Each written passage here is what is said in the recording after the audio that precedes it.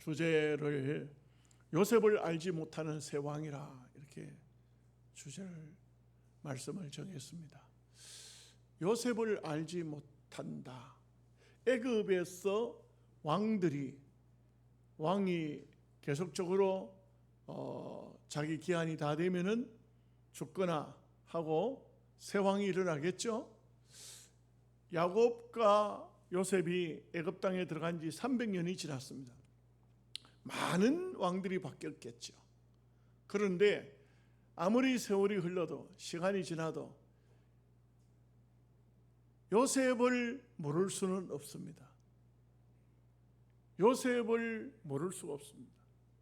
오늘 우리로 말하면 옛날 얘기들을 한다면 이조 시대 때 아무리 깊이 들어가도 이조 시대 때 그 500년 역사를 우리가 다 알고 있고 신라의 천년 고도를 다 알고 있습니다. 이것은 역사가 기록이 전혀 안 되는 그런 때가 아니잖아요. 애굽이라는 나라도 아주 말하자면 문명에서 떨어진 후진 그런 국가가 아니고 당대 최고의 국가입니다. 그 최고의 나라에서 그 당시에 애굽의 모든 문물이 지금까지도 남아있잖아요. 대단하죠. 세계적인 것들이 많이 남아있어요. 실제 이 시대에 쌓았던 국고성이나 비돔성의 그 흔적도 그냥 남아있어요. 이럴 정도로 대단한 나라이기도 합니다. 굉장한 나라예요. 그런데 요셉을 알지 못하는 왕이 나왔다. 이것은 요셉을 몰라서 모르는 것이 아니에요. 어떤 목사님이 재밌는 얘기를 해요. 자기를 많이 괴롭히던 사람이 있었대요. 근데 이제 그분을 어디서 만났는데 그분이 자기한테 인사를 하는 거예요. 아유, 목사님 오래간만입니다. 그때 그 목사님 하신 얘기가 글쎄요, 나는 당신을 잘 모르는데 나를 아십니까? 이렇게 이제 말을 했다 그래요. 무슨 말인지 이해가 되십니까? 안 되시는가요? 여러분은 그렇지 않겠죠. 이것은 요셉을 알지 못하는 것이 아니고 요셉을 알지 않으려고 하는 사람이라 이렇게 하는 것이 정상적입니다. 모르는 건 아니죠. 알죠. 그런데 요셉을 알지 않으려고 합니다. 왜 그러냐면 그 역사적인 문헌을 좀 이렇게 쭉 찾아보니까 이런 얘기가 나와요. 요셉이 그 애굽 나라에 있을 때는 힉소스 왕조가 힉소스 왕조였어요. 이 힉소스 왕조는 셈족이라고 합니다. 셈족.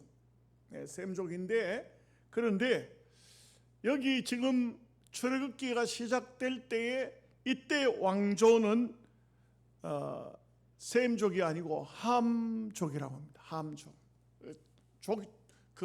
족보가 달라요.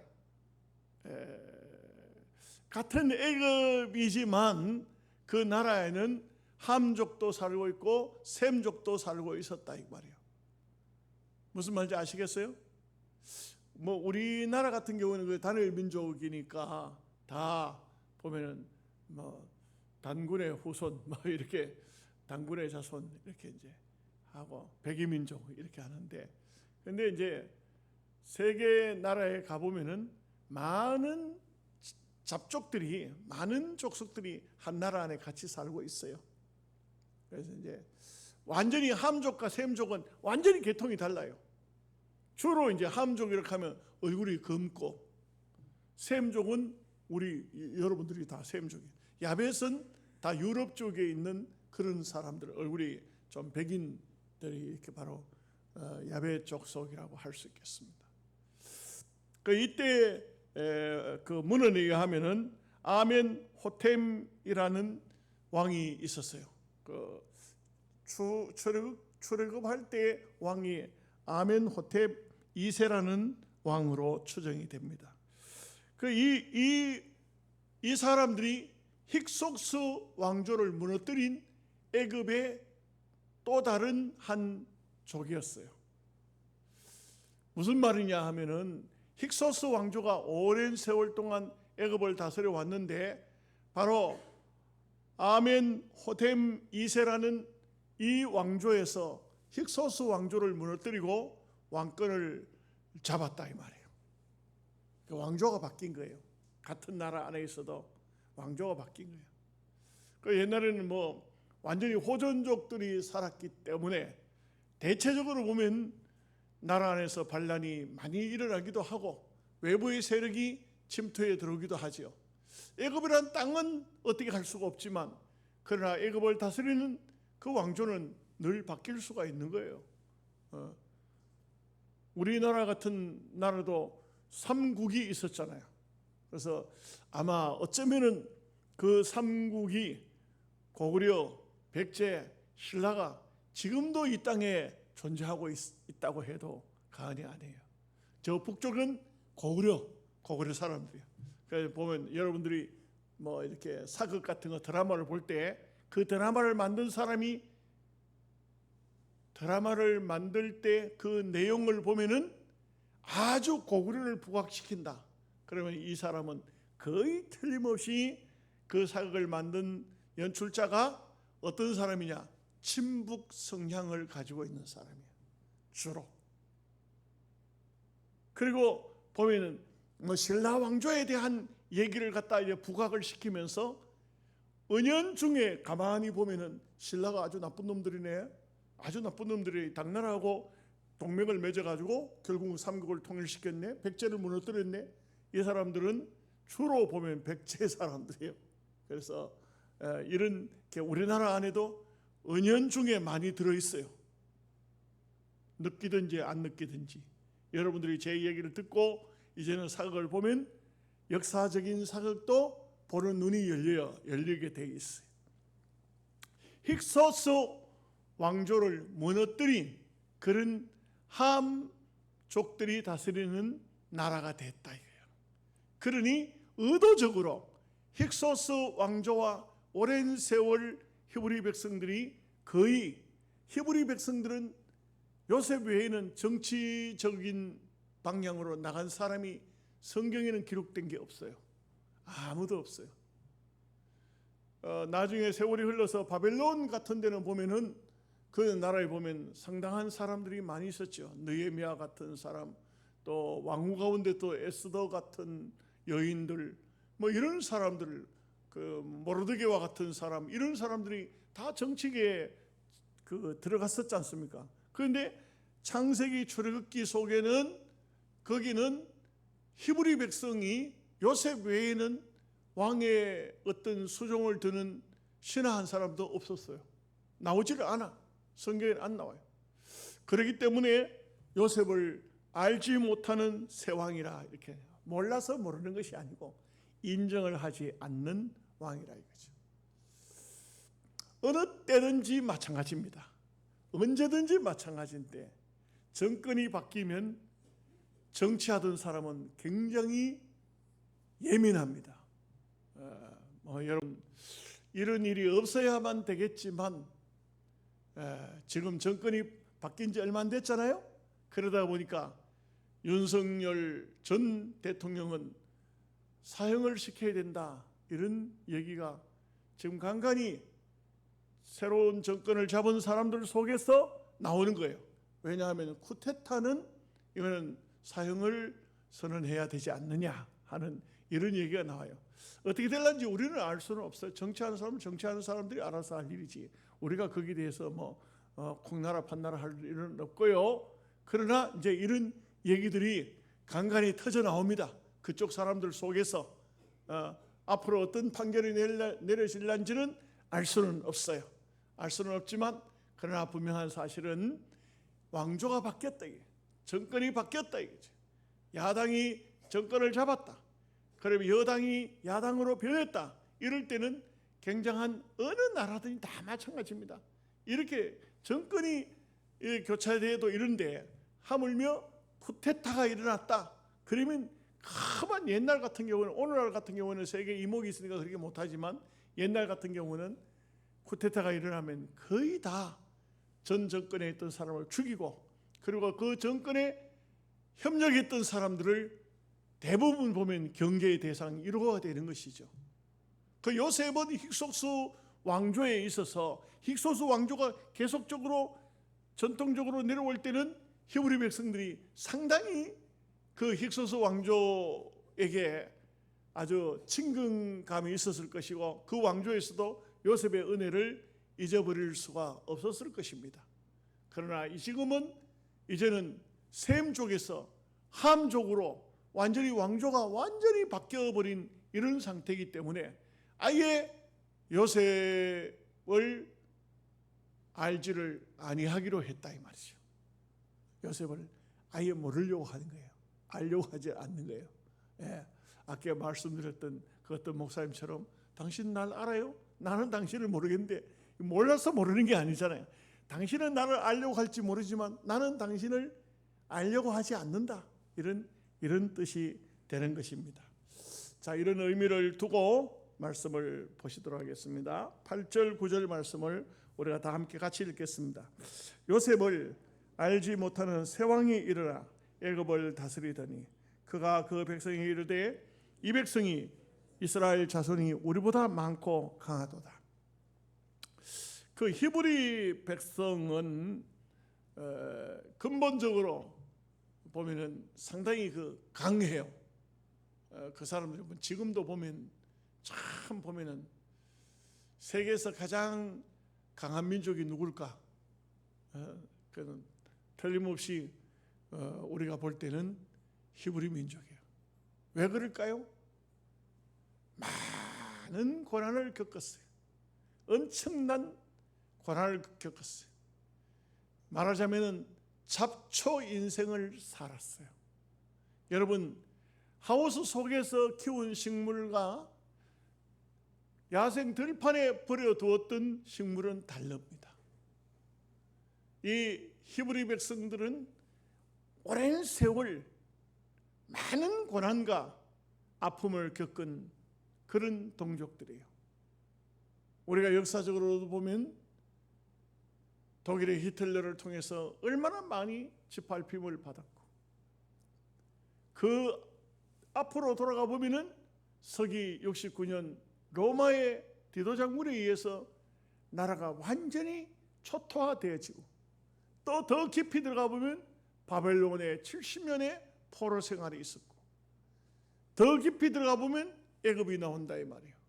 이러기 때문에 참 어찌 보면은 히브리 백성은 굉장히 강인한 민족이에요. 강인한 민족이에요. 그렇게 될 수밖에 없어요.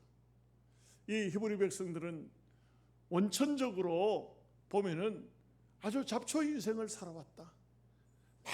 많은 세계 속에 땅덩어리 하나 없는 그런 나라, 그런 사람들이었어요. 또 분명한 것은 그들과 하나님이 함께 하셨기 때문에 이 사람들은 굉장히 강한 사람들이에요. 강하다는 것은 체력이 강한 것도 있겠지만 그러나 분명한 것은 하나님이 함께 하시기 때문에 하나님께서 당신의 백성으로 선택된 백성이기 때문에 강하다 이렇게 볼 수가 있는 것입니다. 자, 이런 백성이 과거 정권 힉소스 정권에 충성하던 사람이니까 다른 어떤 적들이 쳐들어오면 거기 붙으면 우리는 끝장난다. 또 정권이 바뀔 수가 있다. 그러니까 이 사람들을 핍박하기 시작했다. 그렇게 봅니다. 그렇게 말씀이 기록되고 있습니다. 자, 10절 11절 말씀 같이 읽겠습니다. 자, 우리가 그들에게 대하여 지혜롭게 하자. 두렵건대 그들이 더 많게 되면 전쟁이 일어날 때에 우리 대적과 합하여 우리와 싸우고 이 땅에서 나갈까 하노라 하고 감독들을 그들 위에 세우고 그들에게 무거운 짐을 지워 괴롭게 하여 그들에게 바로를 위하여 국고성 비돔과 람셋을 건축하게 하니라. 여러분, 우리가 성경을 보면은 로마서 12장에 보면 생각할 그 이상을 생각지 말라고 그랬죠. 그래서 우리는 생각할 그 이상을 생각하면 많은 문제를 만들어냅니다. 여러분, 단순하게 생각하십시오. 감기가 걸려도 어떤 사람이 죽을까 이거 내가 안 죽겠나? 죽으면 어떻게 되겠노? 내가 일찍 죽고 나면 아들 딸은 어째 되노? 자식들은 어째 되노? 쓸데없는 그런 생각들을 많이 합니다. 복권을 한 장 사놓고 야 이거 1등에 당첨되면 어떻게 하지? 한 60억이나 이렇게 40억이나 60억이나 받았다. 내가 이 돈을 다 어떻게 쓰지? 뭘 해야 되지? 복권 당첨돼도 11조를 해야 될까? 괜히 그 쓸데없는 생각에 잠을 자지 못하는 어리석은 사람들. 여러분, 이 세상에는 생각하지 말아야 될 것을 생각하는 사람들이 꼭 문제를 만듭니다. 여기도 보면은 히브리 백성은 애굽 사람들하고 싸울 그럴 마음이 일체 없어요. 싸울 마음도 없을 뿐만 아니고 그렇게 반란을 일으킬 반역을 할 어떤 조짐도 가지고 있지 않아요. 그런데도 불구하고 애굽의 새 왕은 이런 생각을 한 거예요. 적들이 쳐들어오면 그들과 합세하면 이 땅에서 그들과 보물을 가지고 다 나가면 우리는 빈 껍데기밖에 안 남게 생겼다. 다 망하게 생겼다. 이런 생각을 하게 되는 거예요. 그러니까 히브리 백성을 쪼아야 되겠다. 이게 얼마나 악한 생각인 것입니까? 여러분, 참 우리가 사는 시대는 옛날 이 시대나 우리 시대나 그렇게 다르지 않아요. 이번에 그 극동방송 김장한 목사님 완전히 경찰들이 들어와서 세무조사하기 위해서 다 끌고 다 가져나갔죠. 심지어는 교회 순복음 중앙교회에 들어와가지고 그냥 이영훈 목사 핸드폰까지 다 뺏어가지고 갔죠. 이게 그러니까 그런 말을 하더라고요. 옛날 5.16 군사 정권 때도 교회를 비판한 적은 없었다. 그 왜 그럴까요? 여러분, 군사 정권에서도 건드리지 않던 교회를 왜 지금 정권에서 교회를 갖다가 그렇게 압수수색을 하고 세계로 교회에 들어가고 순복음 교회에 들어가고 왜 이렇게 할까요? 그것은 다른 게 아니에요. 바로 신앙 간의 문제예요. 바로가 이스라엘 히브리 백성들을 핍박하려고 했던 것은 하나님의 사람들이 부흥하고 하나님의 교회가 잘 되는 것을 싫어하는 그 이면에는 사탄이 있는 것입니다. 여러분 아시겠어요? 사람이 그렇게 하는 게 아니에요. 사탄이 뒤에 있는 거예요. 사탄은요, 하나님의 나라가 주의 백성이 부흥하고 잘 되는 것을 절대 좋아하지 않습니다. 이것은 어느 나라든지 마찬가지입니다. 아무리 쿠데타를 일으켜서 정권을 잡은 사람일지라도 별로 교회가 잘 되는 것에 대한 관심이 없습니다. 그러나 이것이 다른 어떤 세력, 말하자면 공산주의 사상을 가진 사람 같으면 교회가 그 타겟의 제1번이 바로 교회가 되는 것입니다. 그러기 위해서, 그들에게 타겟 먹이가 되지 않기 위해서는 교회가, 주의 종들이 진실해야 됩니다. 그들에게 흠이 잡히지 않아야 됩니다. 깨끗하게 사는 것만이 사탄의 먹이가 되지 않는 것입니다. 자칫 잘못 살아서 우리가 믿음의 삶을, 흐트러진 삶을 살면 마귀는 그때를 치고 들어오는 겁니다. 여러분, 마귀가 예수님도 시험을 했어요. 3번씩이나 시험했지만 예수님은 넘어지지 않았었어요. 그것은 왜 그러냐면 예수님은 말씀을 가지고 마귀를 무찔렀다는 것입니다. 마귀를 이길 수 있는 방법은 뭐냐? 하나님의 말씀으로 무장을 해야 됩니다. 그래야만이 이 사탄 마귀는 하나님 백성을 절대 좋아하지 않습니다.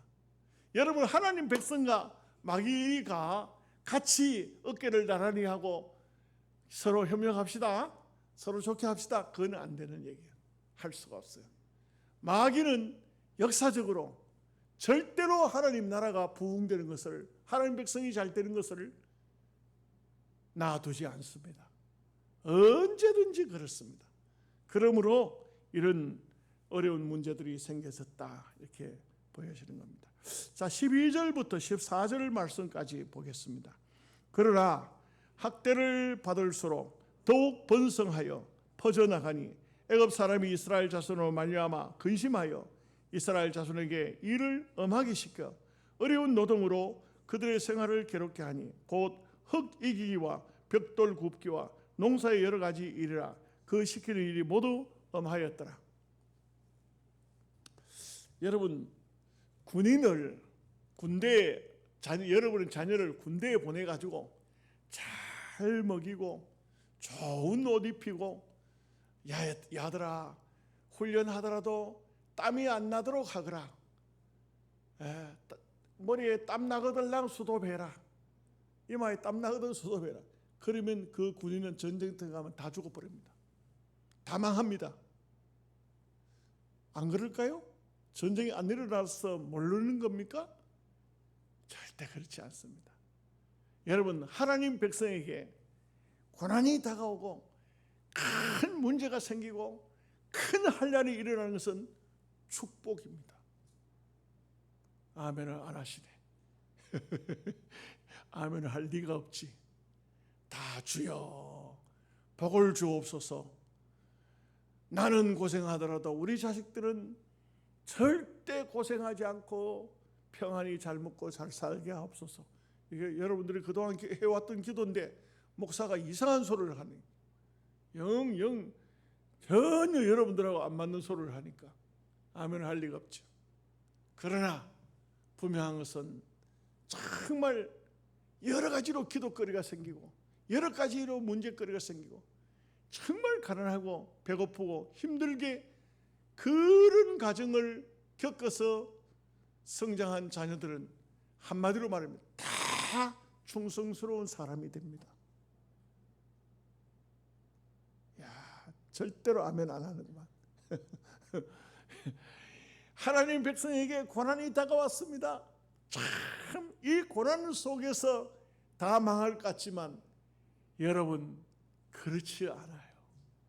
이 뒤편에 나오지만 여자들은요 애도 쑥쑥 잘나. 여러분 아주 공주님처럼 살던 여자들이 애 한번 놀락하면 그냥 반 죽어. 왕비들 보세요. 그 사극 같은 데 보면 애 놓다가 죽잖아요. 애 놓다가 죽어. 그런데 그냥 종살이하는 여자들은 그런 것도 없어. 그냥 얼마나 그냥 육체적으로 노동을 하고 힘들고 어려우면요. 그러면요. 애도 별로 뱃속에서 크지를 않아. 그리고 또 건강해. 그러니까 그냥 산딸이 되면은요. 일하다가 말고 그냥 아이고 배야 하더니만 아가 쑥 나와버린 거라. 몰랐지. 나는 여자가 아니라서 잘 모르지만 내가 책을 읽어보니 그래 돼 있어. 나는 애를 낳아본 적은 없어요. 그렇지만 보면은 방법이 그렇더라고. 이렇게 히브리 백성에게 많은 고난이 다가왔지만 히브리 백성은 더 단단해집니다. 이때 바로 출애굽 역사 일어난 게 아니에요. 하나님은요 얼마큼 연단을 얼마큼 훈련을 시켰냐면 이 뒤로도 40년 동안 훈련을 시켰어요. 얼마나 많은 훈련을 시켰기 때문에 그들이 광야 나와도 다 산 거예요.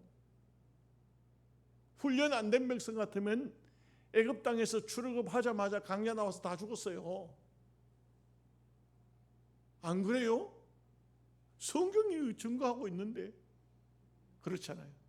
이 사람들에게 참 엄한 일들, 이런 어려운 일들이 생겼지만 그러나 그렇지를 않더라 이거죠. 하나님은 이런 우리에게 오는 시련과 많은 고난들은 결코 우리를 망하게 하는 것이 아니다. 한국 교회가 이게 다 너무 대한민국이 부흥되면서 경제적으로 윤택해지면서 교회가 너무 부유해졌어요. 그러니 주의 종들이 기도하지 않았고 주의 종들이 그냥 믿음의 삶을 건성적으로 하고 참 요즘에는 뭐 다 보면 막 자녀들을 다 외국 유학시키고 잘 사니까. 제가 몇 날 전에 우리 노예 그 사모님들 찬양단 식사를 대접한다고 저 동해 바닷가 여러 사모님들을 모이도록 했어요. 제가 단장이거든, 명색이. 그래서 이제 또 단장 해먹기도 어려워요. 그냥 그 사모님들 그 찬양하는데 지난번에도 옷을 해줬는데 또 새로 해주라는 거야. 지난번에도 132만 원 들어가지고 옷을 해줬는데 이걸 입으니까 배가 튀어나와서 안 되겠대. 가운을 새로 해주래. 그래서 그래 또 가운을 또 새로 해줬어. 해주고 또 식사를 대접하고. 근데요, 지금 한창 피크잖아요. 사람이 없어. 왜 그런가? 다 이제는 뭐 어떻다 해도 다 돈이 있으니까 외국으로 놀러 가요. 김포가 아니지, 인천공항에 완전히 사람이 빠글빠글한 거야. 사람이 얼마나 많은지 들어가고 나가고 막. 그 인천공항이 그렇게 크게 지나도 사람이 막 들어설 자리가 없을 정도로 해외로 놀러 다니는 거야. 대한민국이 너무 잘 사는 나라가 됐어요. 그런데 지금 이제 어려운 시기가 옵니다. 우리 당대에 올 거예요. 옵니다. 보십시오. 이게 보통 일이 아니에요. 지금 보통 어려움이 오고 있는 게 아니에요. 이제 앞으로 대한민국 경제가 곤두박질 칠 날이 멀지 않았어요.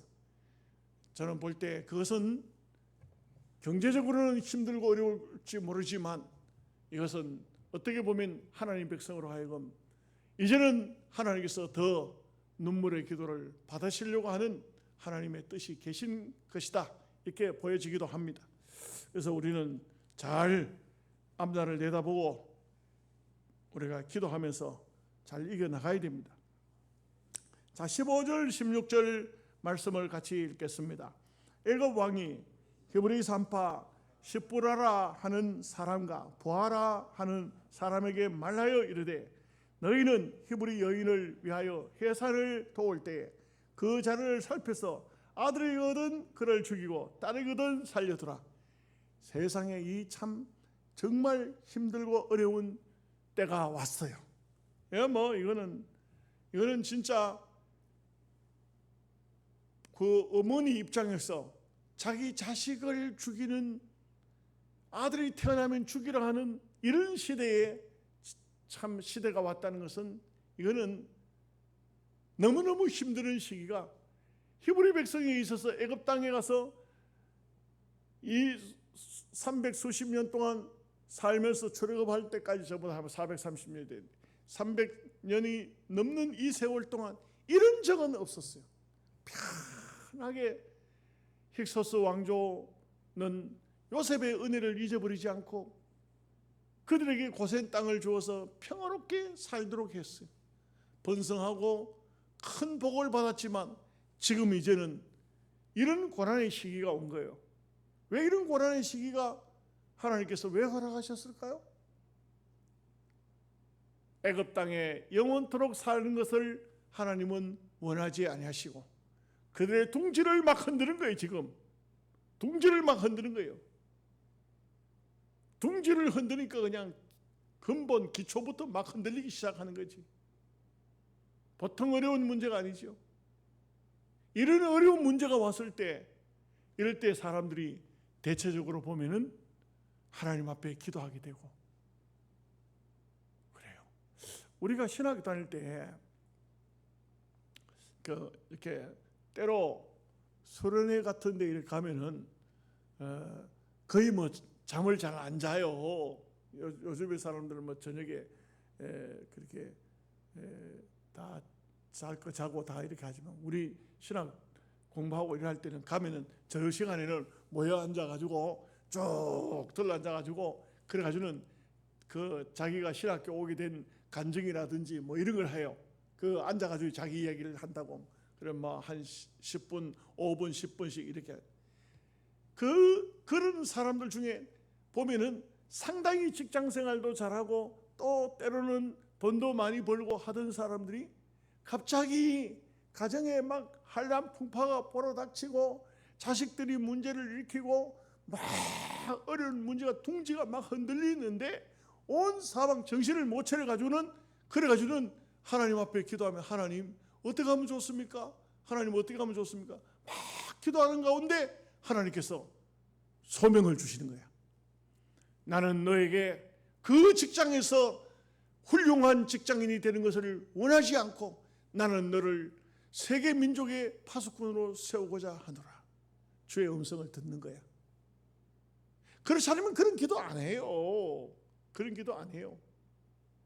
그렇게 힘들고 어려우니까 하나님 어떻게 하면 좋습니까? 기도하면 하나님께서 해주시는 거예요.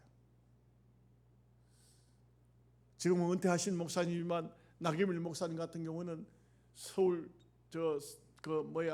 어느 자기는 법관이 되고자 공부를 다 하고 난 다음에 그 다음에 법관이 되고자 공부를 하는데 이 사람이 시험만 치면 다 떨어지는 거야. 시험만 치면 떨어지는 거야. 그런데 그렇게 마음속에 참 아픔과 고통을 가지고 하나님께 기도했더니 하나님께서 이분에게 얼마나 급했든지 직접적으로 음성을 들려주시더라고요.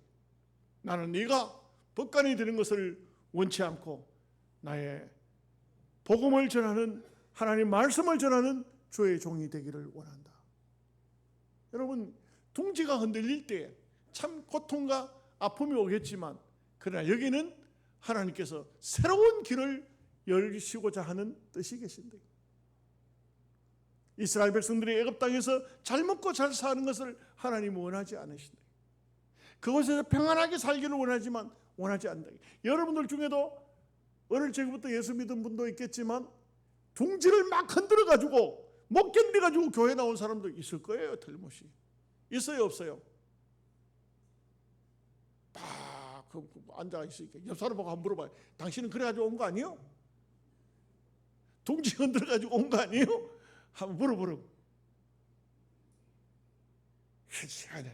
희한해요. 하나님은 가만 놔두면 예수 안 믿어. 막 둥지를 막 흔들어야 돼. 병이 막 걸리고 자식 문제가 생기고 사업이 무너지고 그때서야 아이고 이거 안 되겠다. 교회로 나가서 하나님 앞에 기도라도 좀 해봐야지.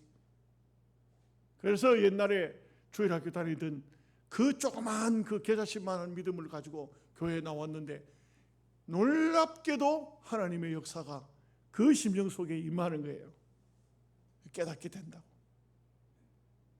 여러분 둥지 안 흔들고 세상에서 출세하고 성공하고 했으면 교회 안 나왔어. 여러분 안 나왔어요. 그거 그냥 붙어 앉아있지. 자 17절 18절 말씀을 보겠습니다. 그러나 산파들이 하나님을 두려워하여 애굽 왕의 명령을 어기고 남자 아기들을 살린지라. 애굽 왕이 산파를 불러 그들에게 이르되 너희가 어찌하여 이같이 남자 아기들을 살렸느냐. 그 산파들도 보면은 참 애굽의 임금이 이게 보통 임금이 아니잖아요. 지금 나라가 정권이 바뀐 거 아니에요. 예? 아주 무지막지한 임금이 들어섰는데도 불구하고 이 히브리 여인들의 아이를 살렸다 이거죠. 이 말들이 전혀 틀린 말은 아니에요. 앞에도 말씀드린 것처럼 히브리 여인들이 많은 고생을 했잖아. 고생을 하고 막 일을 많이 하고 이래 하면은 자식도 쉽게 낳아요. 그거 하더라고. 예, 뭐 쉽게 논다 할게네. 자꾸 여러분들 눈치 보이는데 목사님 나 봤어요? 할 말이 없네. 그럴 이거 봤다 이 말이야. 그럴 이거 봤다. 그 공주님들은 아기를 잘 못 낳아. 편하게 맨날 손톱에 매니큐어 바르고 그냥 마사지나 하고 앉아 그런 사람은 아기를 잘 못 낳아. 애 놓을 때 가면 고생해요. 요즘에는 뭐 그렇지도 않죠. 뭐 가면 뭐 의사들이 뭐 쉽게 뭐 배 째고 넘읍시다. 자기 배 아니라고 막 째자 그래. 째면 또 돈도 잘 벌리고 그러니까 편하게 노는데 근데 옛날에는 그렇지를 않았다 이거지. 참 힘들고 어려운 시기가 있었다 이거죠. 자 19절 20절 말씀 보겠습니다. 같이 봅니다. 산파가 바로에게 대답하여 하되 히브리 여인은 애굽 여인과 같이 아니하고 건장하여 산파가 그들에게 이르기 전에 해산하이다 하매 하나님이 그 산파들에게 은혜를 베푸시니 그 백성은 번성하고 매우 강해지니라. 참 이런 면에도 이 산파들도 하나님께 은혜를 입었다는 것은 참으로 귀한 일이 아닐 수가 없습니다. 그래서 분명히 히브리 여인들을 위한 애굽 여인들의 산파지만 그러나 하나님을 의지하고 하나님을 믿고 그러니까 이 이방인일지라도 하나님은 그들에게 복을 주시더라. 하나님 백성을 해하지 않고 하나님 백성을 돕고 하는 이 여인들을 하나님께서 복을 주시더라. 21절 22절 말씀 보겠습니다. 그 산파들은 하나님을 경외하였으므로 하나님이 그들의 집안을 흥왕하게 하신지라. 그러므로 바로가 그의 모든 백성에게 명령하여 아들이 태어나거든 너희는 그를 날강에 던지고 딸이거든 살려두라 하였더라. 그 바로 임금이 아주 못되게 이렇게 히브리 백성을 아주 억압하기로 그냥 이렇게 벌써 마음에 작심을 하고 이 말씀이 바탕에 깔린 이유가 뭘까요? 3장으로 넘어가기 전 모세가 태어나기 전 시대적인 환경을 말해주고 있는 것입니다. 그래서 우리가 출애굽기를 통해서 배우는 것은 분명한 사실은 인간적으로 아무리 힘들고 어려워도 우리의 등 뒤에는 하나님이 계신다. 하나님께서 우리에게 고난을 허락하셔서 우리의 삶이 참 피곤하고 힘들지만 어렵지만 분명한 것은 하나님이 합력하여 선을 이루고 계신다. 때로 눈물 나고 고통스럽고 힘들고 어렵지만 그러나 우리의 등 뒤에는 하나님이 계신다. 우리가 성도의 삶이라는 것은요, 어떤 상황에서든 간에 어떤 좋은 계기가 생기거든 어떤 일이든 간에 아름답고 좋은 일이 있거든 그런 일에는 하나님의 영광을 위해서 또 힘들고 어렵고 고난이 있고 눈물이 있는 이런 삶 속에서는 그 속에서 하나님 뜻이 뭔가, 하나님 내게 왜 이런 어려움과 아픔과 고통을 주었을까, 거기도 하나님 뜻이 계신다는 것을 우리는 생각하면서 하나님 뜻을 찾는, 여러분 그래서 우리는 하나님 백성이라면 기쁠 때도 슬플 때도 괴로울 때도 평안할 때도 언제나 하나님을 중심으로 살아야 됩니다. 기도하겠습니다. 자비로우신 아버지 하나님 감사합니다.